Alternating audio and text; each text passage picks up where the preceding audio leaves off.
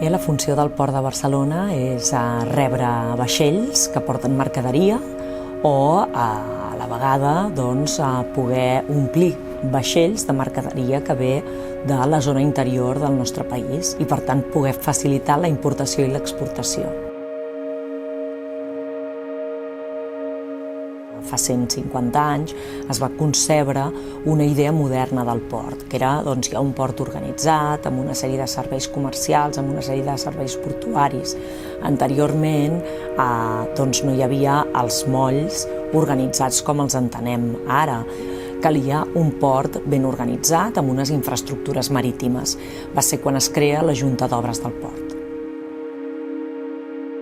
Nosaltres estem dins els 50 primers ports del món i dins els primers 15 ports europeus i hem de pensar que a nivell del sistema espanyol de ports som un port molt important. Per què?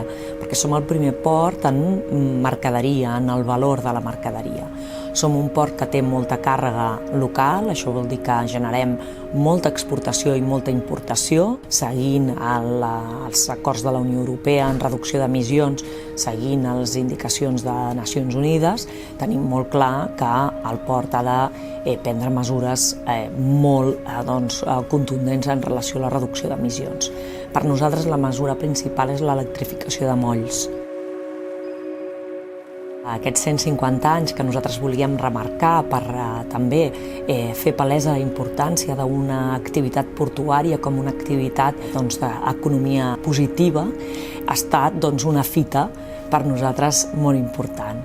I aquesta fita l'hem volgut celebrar d'una banda amb la ciutadania, hem realitzat diversos actes, com va ser un concert amb l'Orquestra Simfònica del Vallès, amb músiques de pel·lícules, moltes persones, molts ciutadans, hem tingut moltíssims, més de 3.000 persones que han sol·licitat poder passejar amb les golondrines i conèixer millor el port, però també hem preparat diverses activitats, un llibre en relació a la creació de la Junta d'Obres i fins a l'actualitat, o, per exemple, també amb la comunitat portuària, que són totes les empreses que participen i que desenvolupen l'activitat portuària, diversos actes de commemoració.